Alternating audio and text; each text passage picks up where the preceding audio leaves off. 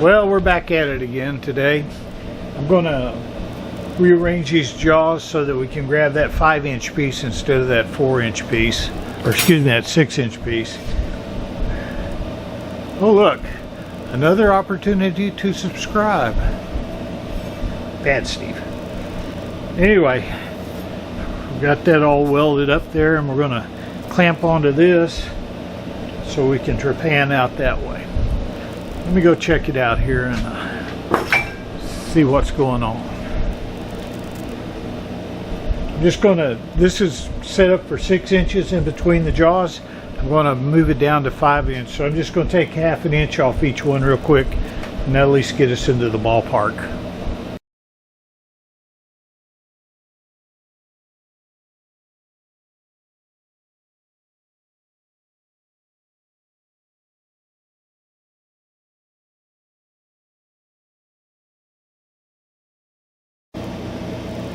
Okay, we've got it set up with the subscription enhancement device in the lathe here.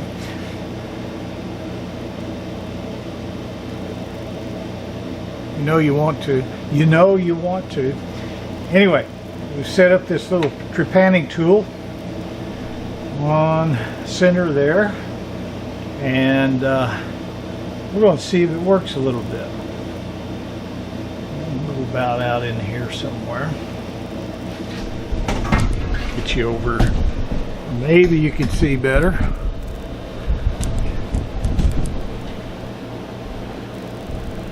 How's that? All right, let's. We're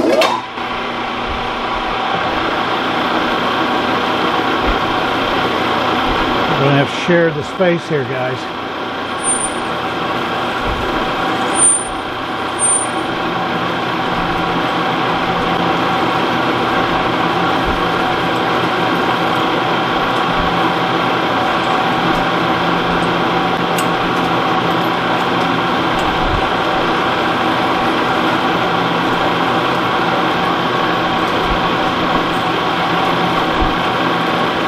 Well, it's cutting the groove.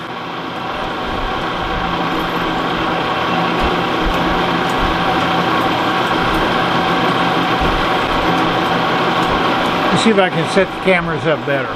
Be right back.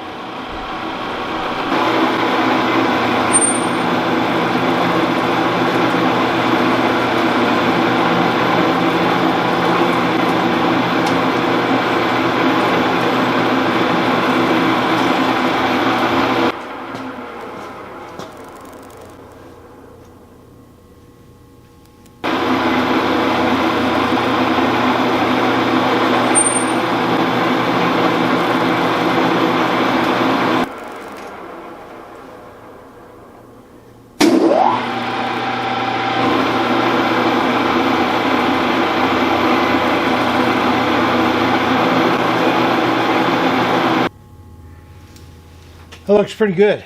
We're going to take a little bit more, and let me go get some oil put on this thing. Well, I say it's oil. It's not. It's a cutting, tapping fluid, actually. This is Trim Tap Heavy. You can buy it online. I've been using this stuff for 25 years now. It's really, really good. I mean, if you're tapping something, it's just wonderful. But it's cheap enough you could also use it as oil. And unlike other oils, or cutting oil, unlike other cutting oils, this stuff sticks. And it seems to do a nice job. You have to use a lot of it. Let's see what we can do here.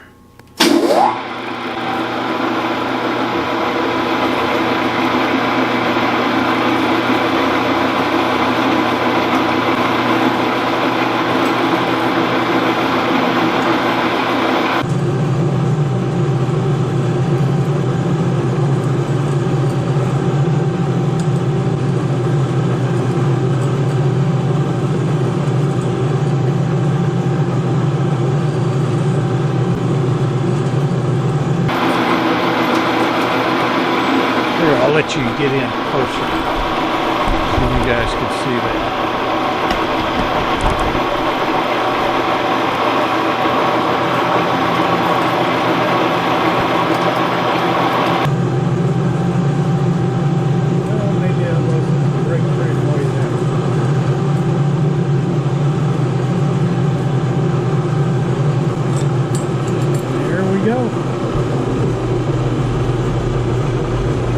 Four, and they're all different colors.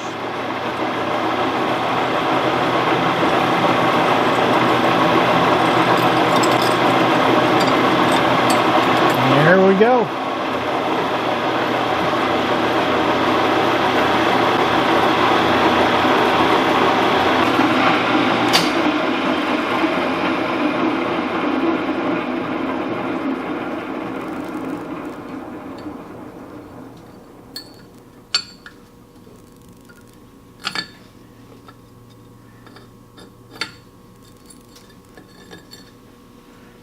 Nice little slug. Use it for a foot or something, or a mini subscribe button.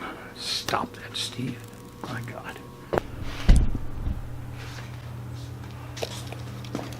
What I'm going to do is mark down here 12.5 inches. Then this cap's going to fit on. Hopefully it'll fit on. If the pipe doesn't have a coating, that's the first one I made kind of tight.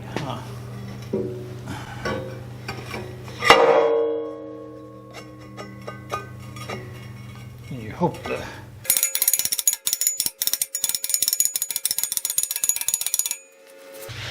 I feel like Mr. Ingalls on the coat shop videos.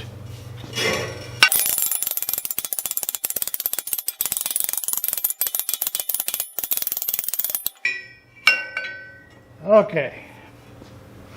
I don't know how he swings these hammers all day long like that. I get tired just looking at one.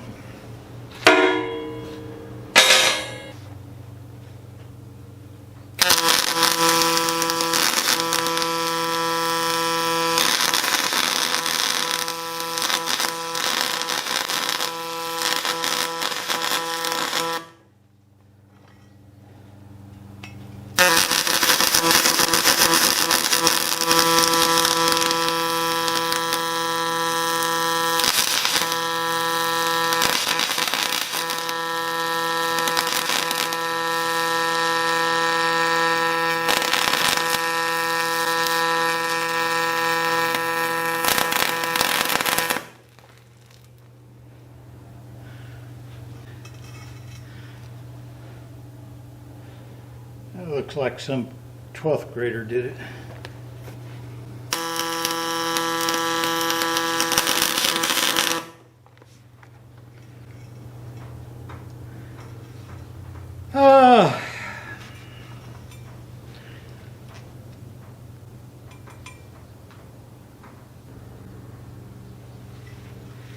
Well, that is not encouraging.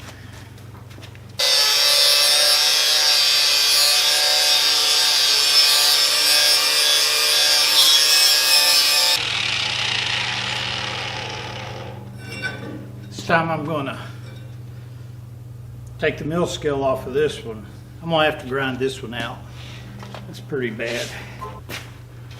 I don't know if it's the welder, me, or prep.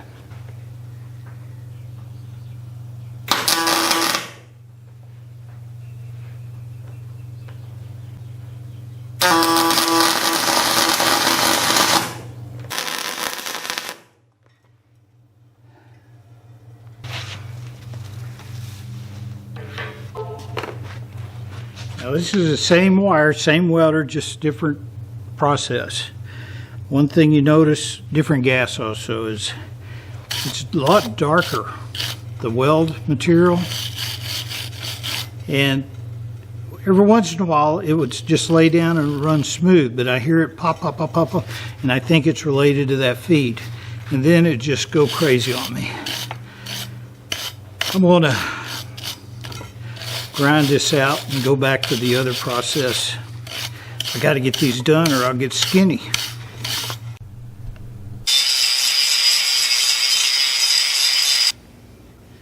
You know, even though it looked terrible, once I grind down into the root, I don't see any place that it would have been an obvious leak. Well, I'm reloading here. Went back in and did a little bit of reading, and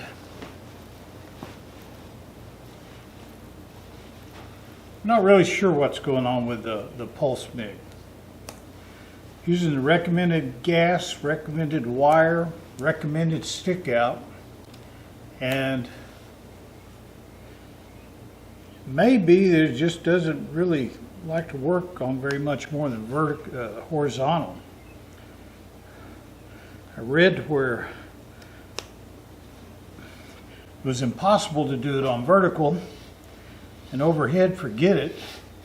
And then I saw a man using pulse to do a vertical uphill. So I don't know who to believe right now. I do know that the machine's working really nice on the auto set when I get the stick out right. If you're a little bit too far away, it's more like a globular transfer. But if you get down in there and keep a short stick out, it's welding like glass. One thing I do notice, I've got it on 1/4 inch, and I had a blowout on that other leg, and to fill that blowout in was pretty tough. So I'm going to have to drop it down. But I want to get this finished. Wife says if I get it installed tomorrow, I can eat again. Which that would be nice.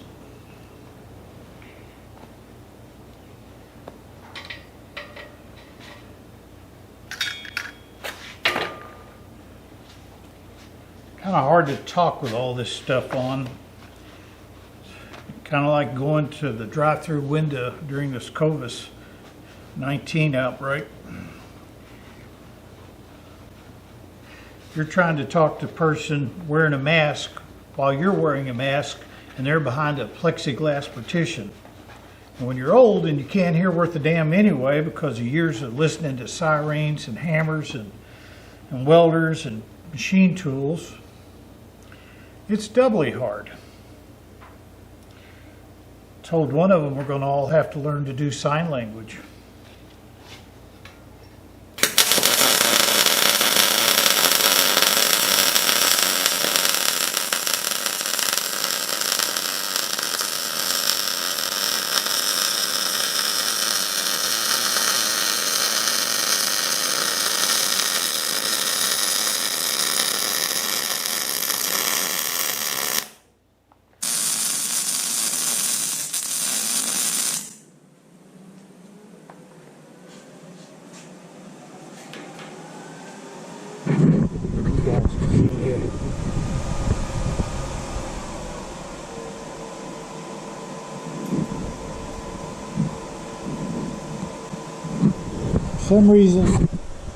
For some reason I was getting a little porosity in there.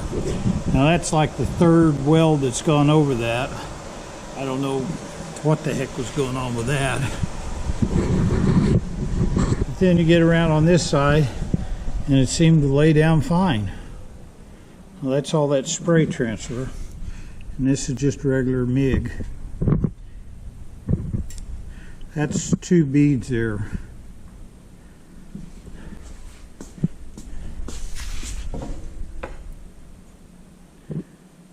And there's some more spray, pulse MIG.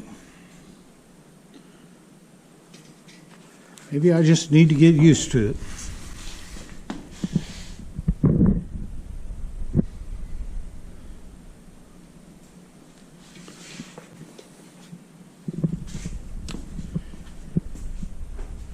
Anyway, I'm going to turn this over and grab those 2 little areas right here, seal them up. And this one's ready to go out and be buried in the ground.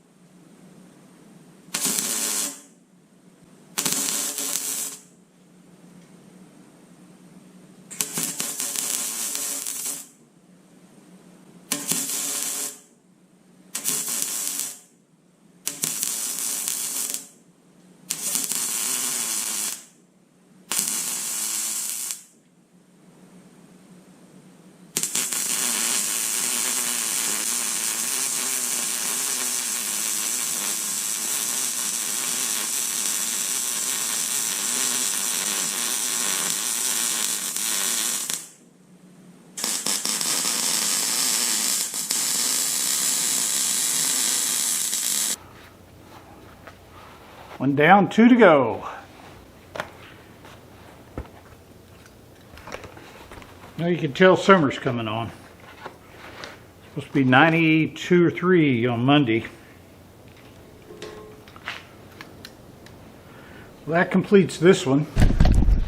I didn't mean to kick you, I'm sorry.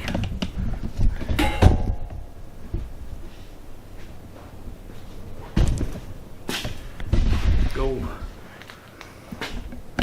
That's it, standing up on its edge. Got to go drill 2 holes in the ground and put that about 1.5 foot up off the ground so you can easily work your bees. Monday I've got 3 what they call a nuke coming. It's a colony of bees that they basically have 4 frames in them and they're ready to go. I've got to put them in those boxes over there and get them started. Every year I buy about 3 to replace ones we lose over the winter. I don't put any chemicals in our hives and I don't treat them for anything, so they're as natural can be. Thanks for watching.